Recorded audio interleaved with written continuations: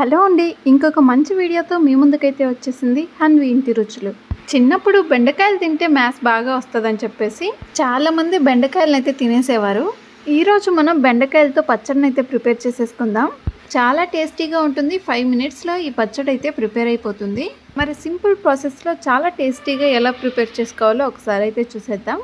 Gas మీద బాండి పెట్టేసి అందులో 2 టేబుల్ స్పూన్ల ఆయిల్ని అయితే వేసేసుకోవాలి.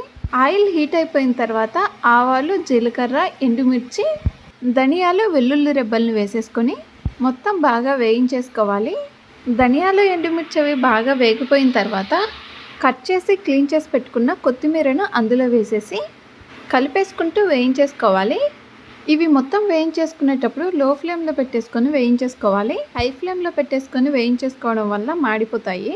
వేయించేసుకోవడం కంప్లీట్ అయిపోయిన తర్వాత వీటిని మొత్తం ఒక బౌల్లోకి సపరేట్ చేసేసుకోవాలి.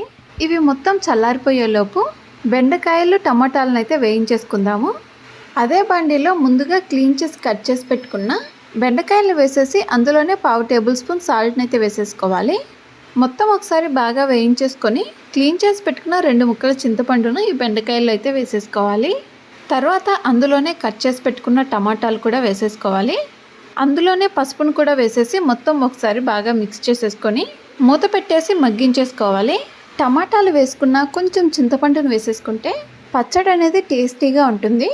2 నిమిషాల పాటు మగ్గించేసుకున్న తర్వాత మూత ఓపెన్ చేసేసి మళ్ళీ ఒకసారి మిక్స్ చేసేసుకొని మూత పెట్టేసి మగ్గించేసుకోవాలి.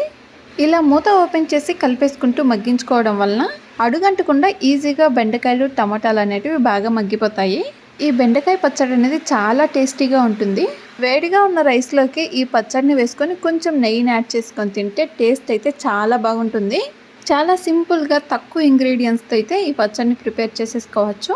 బెండకాయల్ని మగ్గించేసుకోవడం కంప్లీట్ అయిపోయిన తర్వాత వీటిని చల్లార్చేసుకోవాలి. తర్వాత మిక్సీ జార్లోకి మనం ముందుగా వేయించేసి పక్కన పెట్టేసుకున్న ఎండుమిర్చి, ధనియాలు, వెల్లుల్లి రెబ్బల్ని వేసేసుకొని మిక్సీ పట్టేసుకోవాలి.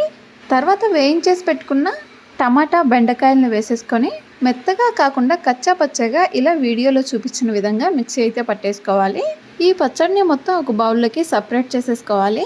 తర్వాత బాండి పెట్టేసి పోపు కోసం 2 టేబుల్ స్పూన్ల ఆయిల్ని అయితే వేసేసుకొని ఆయిల్ మొత్తం హీట్ అయిపోయిన తర్వాత ఆవాలు, జీలకర్ర, మినపప్పు, శనగపప్పును వేసేసి వేయించేసుకొని అందులోనే ముందుగా కట్ చేసి పెట్టుకున్న ఆనియన్స్ని కూడా వేసేసి పచ్చివాసన పోయేంత వరకు వేయించేసుకోవాలి. తర్వాత ఈ పోపు మొత్తాన్ని పచ్చళ్ళలో వేసేసుకొని మిక్స్ చేసేసుకుంటే ఎంతో టేస్టీగా ఉండే బెండకాయ పచ్చడి అయితే రెడీ అయిపోతుంది. ఆనియన్స్ని వేయడం వల్ల బెండకాయ పచ్చడి అనేది చాలా టేస్టీగా ఉంటుంది. మీరు కూడా ఇలా ఒకసారి ట్రై చేసి ఎలా వచ్చిందో కామెంట్ చేయండి. వీడియో కానీ నచ్చినట్లయితే లైక్ చేసి సబ్స్క్రైబ్ చేయండి. సబ్స్క్రైబ్ చేసింటే పక్కనున్న బెల్ ఐకాన్ అయితే టచ్ చేసేయండి. మన ఛానల్లో పోస్ట్ చేసే సింపుల్ వీడియోస్ మీకు నోటిఫికేషన్ లాగైతే వచ్చేస్తుంది. మరొక మంచి వీడియోతో మీ ముందుకైతే వచ్చేస్తుంది హన్వి ఇంటి రుచులు.